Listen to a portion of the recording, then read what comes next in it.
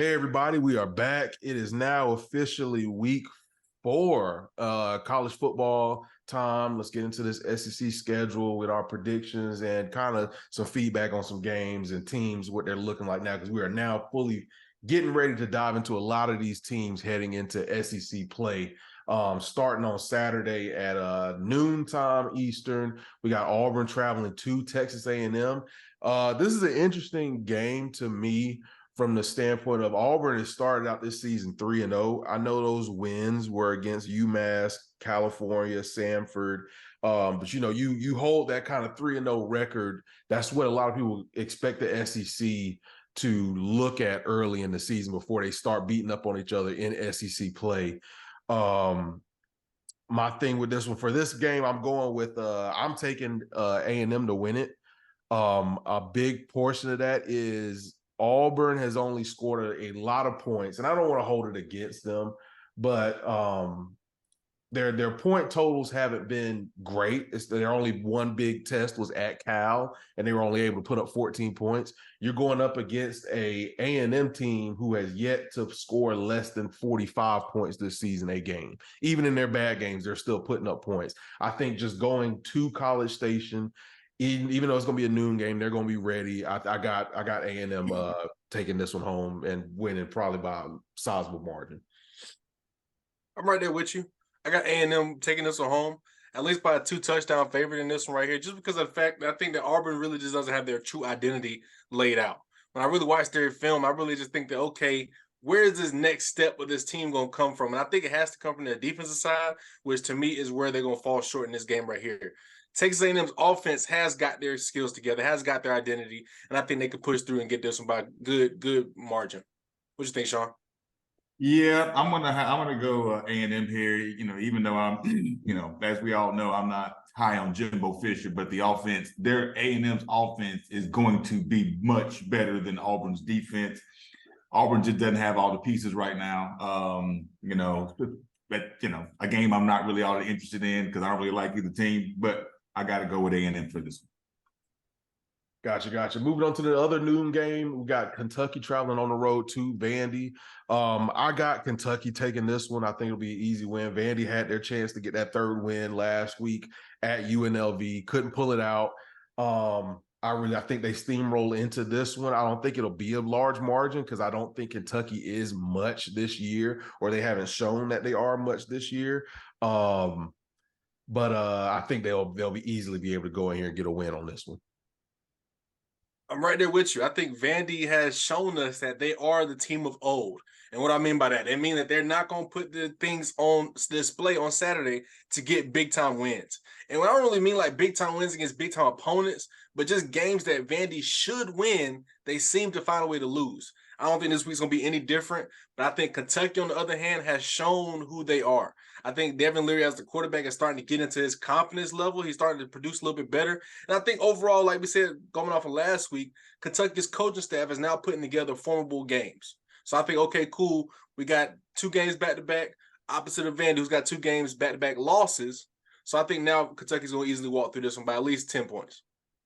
Yeah, Kentucky, they're kind of on a little bit of a roll here. I think, this is going to be another game that they have an opportunity to, maybe iron out a couple of kinks here or there against a very weak Vanderbilt team. The one thing I don't want to see Kentucky do is overlook Vanderbilt looking forward to Florida. You know what I'm saying?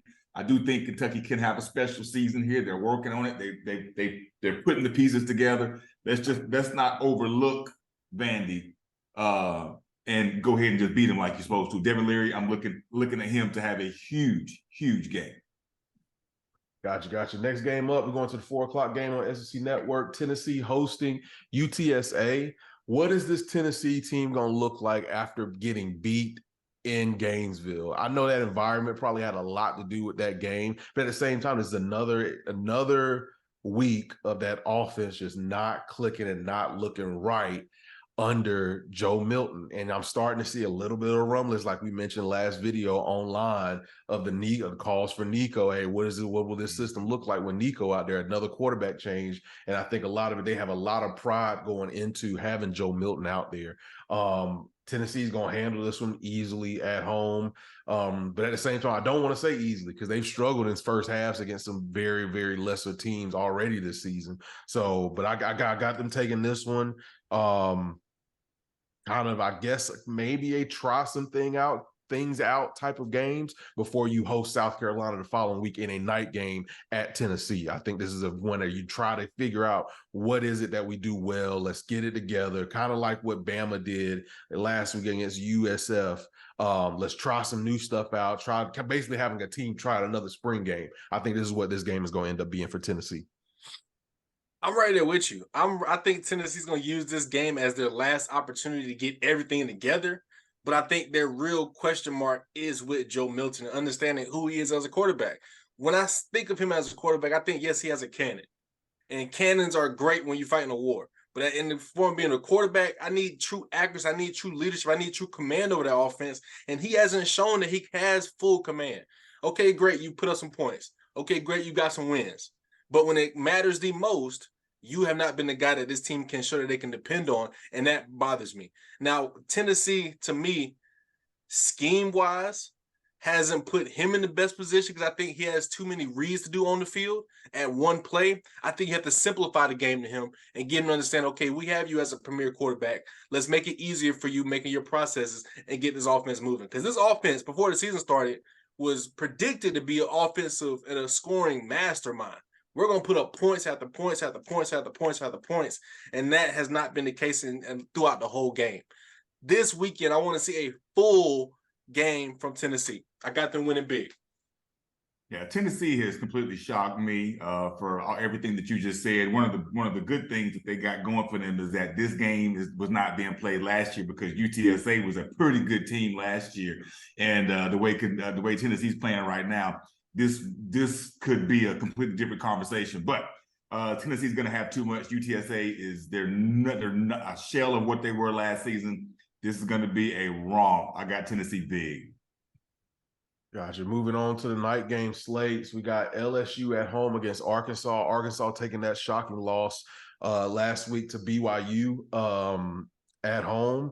Now they're going on the road to LSU. I think LSU is finally kind of like what they did last season after the beginning of the season, has kind of now they found their gear. You really saw that last week against Mississippi State, albeit a bad secondary Mississippi State and a very different offensive Mississippi State. But still, that looked like the LSU team that a lot of people predicted coming into the season they were going to be.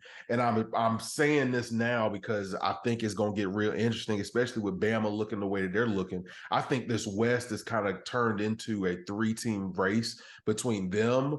You can even look at Ole Miss with the kind of Ole Miss with the wins that Ole Miss has right now, and Bama. Between those three, who's going to take the charge? I think this is a big step for LSU to get 2 weeks of back-to-back dominating type wins and good play from Jaden Daniels. I got them taking this one home against Arkansas. What you think, Drew?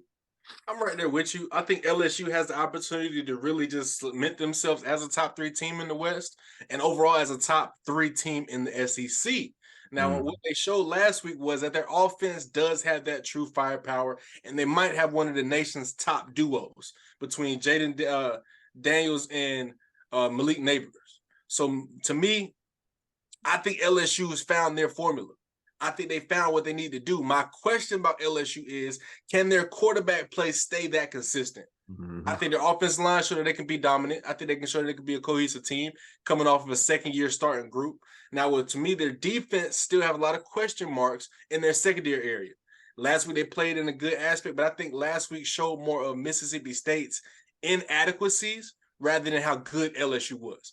Mississippi State last week just looked like they wasn't ready to play that game. And it was an early game, so I understand, 12 o'clock schedule. But to me, LSU is a team that they're going to push forward. They got their formula for the rest of the season. Now is the time to be efficient and consistent with their offense. Can Jaden Daniels do it? We'll see. I got them winning big this weekend. I got LSU big.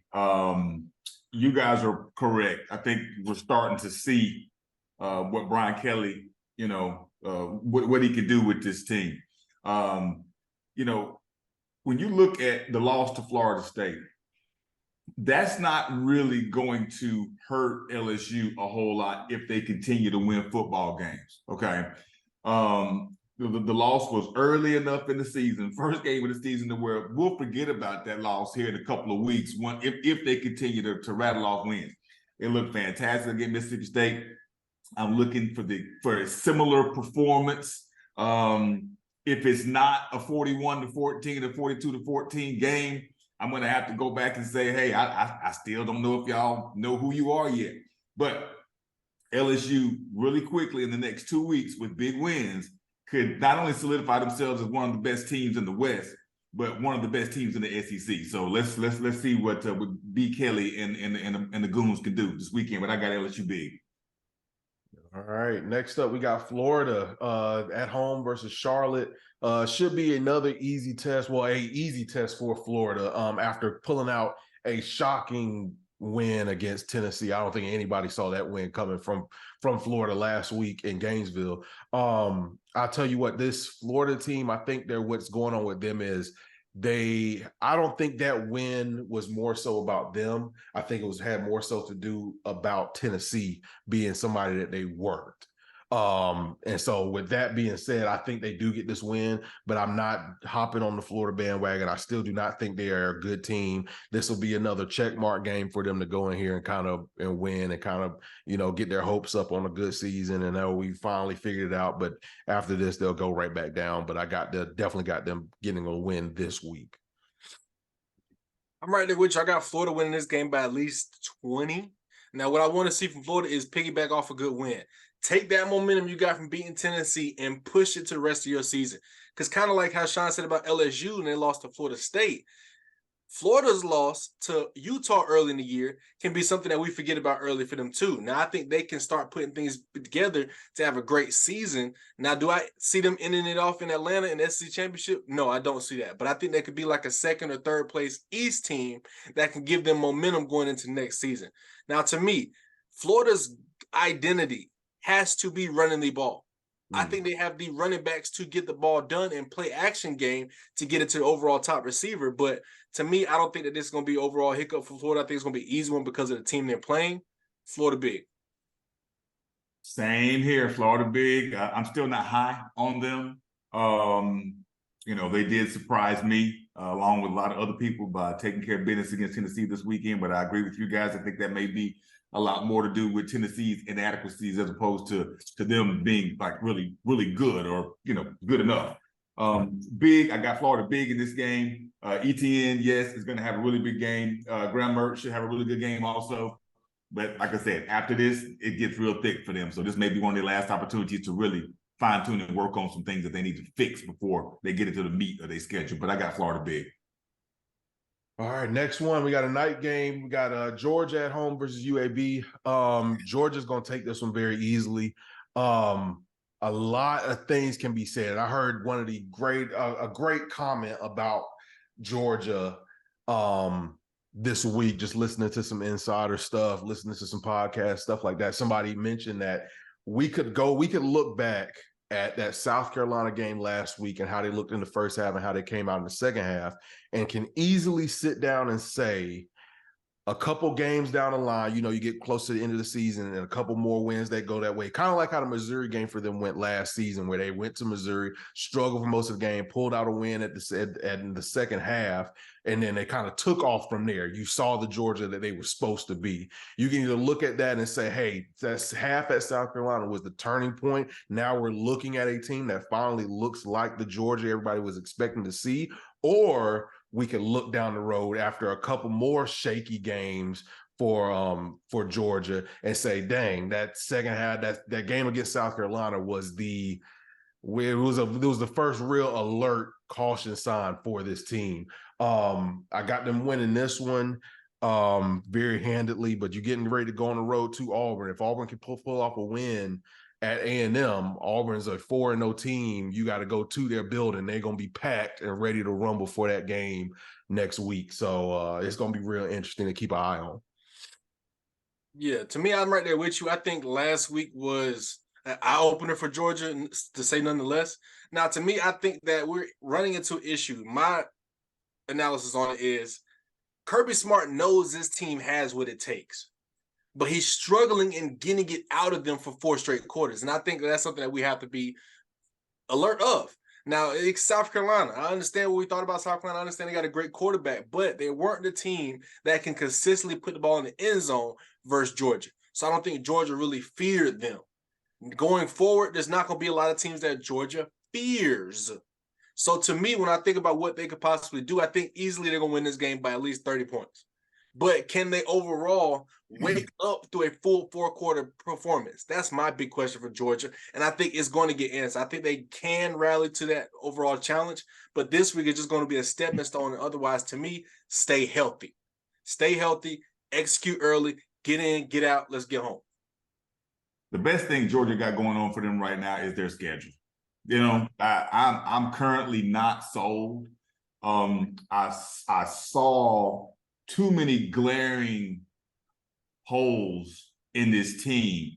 And I'm not talking about comparing them to last year's team. I'm looking at them as who they are right now. Do they have the pieces to make it happen? Yeah, they do. They've recruited well. They've been recruiting with the best of them for the past 4 or 5 years. The talent's there. The talent's in Tuscaloosa too. But they're missing something. The interior of the defensive line. I did not see a whole lot of pressure. Quarterbacks are going to be able to sit in the pocket and throw against Georgia. The only problem is they're not going to play a quarterback worth nobody until they get to like maybe LSU. So I think we and them maybe for the next few weeks living with a false sense of security as to how good we really are.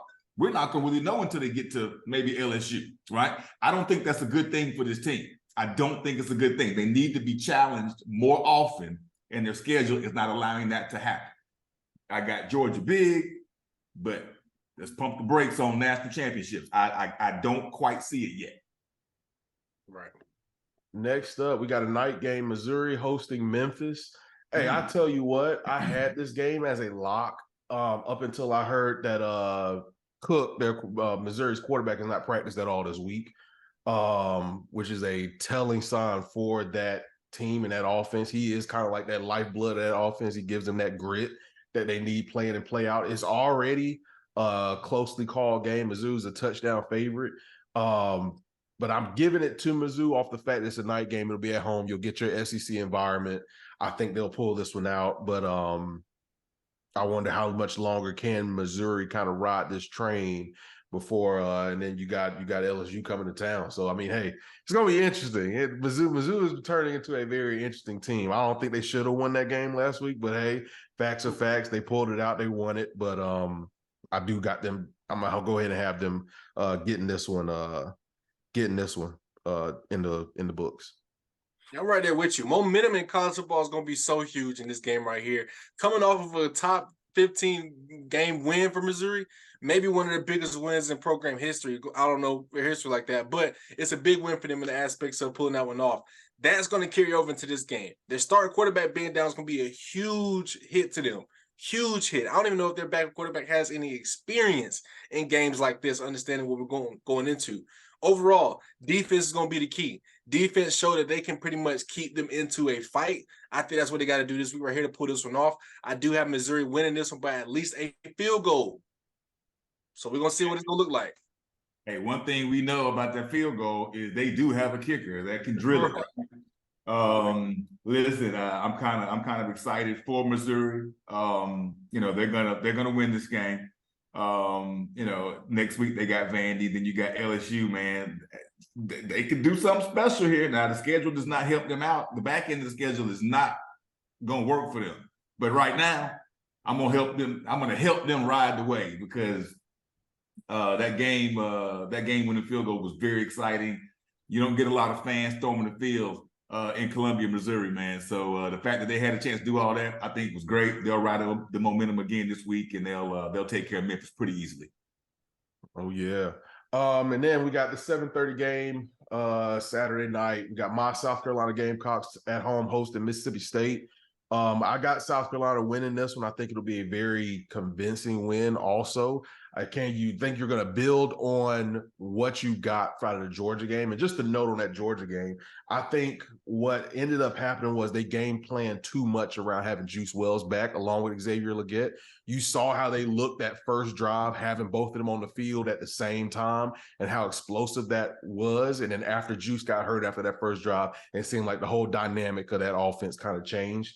I think right now you're going up against a Mississippi State team whose secondary is awful. It's a bit abysmal. And I think you're going up against a team like South Carolina who they can't run the ball and they're going to pass against you. This is a recipe for disaster. I think South Carolina's going to use this game to figure out who else can step up outside of Xavier Legette. Juice is not done for the season, but you got to have somebody to come along with Xavier through these weeks until you can get Juice back. I think this is a game to figure that out with. I think the defense definitely holds up strong. Mississippi State's offense, to me right now, not doing that air raid anymore is hurting them, especially with the personnel that they have. They don't have the personnel for the offense that they're trying to run now, and it's definitely holding them back as of right now. So I got South Carolina, another sold-out night game in Willie B.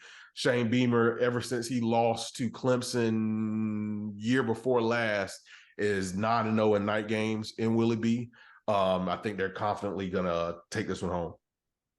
I'm right there with you. South Carolina, to me, didn't show up like I thought they would last week. I thought it was going to have a little more effort throughout the whole game, but I think Beamer has them in the mindset of you're not going to get embarrassed like that and do that back-to-back weeks. So I think understanding this week right here is going to be a huge week in their bounce-back type style. I think they're going to come in here and try to blow Mississippi State out the game. I think they're really going to come in here and be aggressive early like they was in Georgia, but now they have a full week of game plan and what they want to get done. To me, Spencer Rattler has proven, even looking at last week, that, hey, I'm here. This is a quarterback you can depend on throughout the whole season. Now this is a game where you can really show your talents in a secondary who really doesn't have what it takes to stop South Carolina. Now, Legette, Rattler should have a huge duo type performance. I got South Carolina winning this one by at least 21 points. South Carolina really big in this one. I think this is I think South Carolina is going to torch Mississippi State secondary. Maybe they find a running game against Mississippi State. They're going to need one to make this season a special one if it's going to be one. But I agree with you too. Mississippi State is they're just not good enough right now. South Carolina, stay healthy, get Wells healthy. No problems here. Carolina real big. The crowd's gonna be rocking too. I got at least 14-point drumming Mississippi State this weekend. And one more thing about this South Carolina team, I think this is going to be, when you look back at it, their springboard game right now. Because I think after the way you played at Georgia, there's no team left on your schedule that you can't beat, that you look at and say you can't win that game. Every single, now there's a lot on here that are on here that you can say that you can lose those games, but I don't think you look at one game coming up on their schedule that you say that we can't win that game. Right.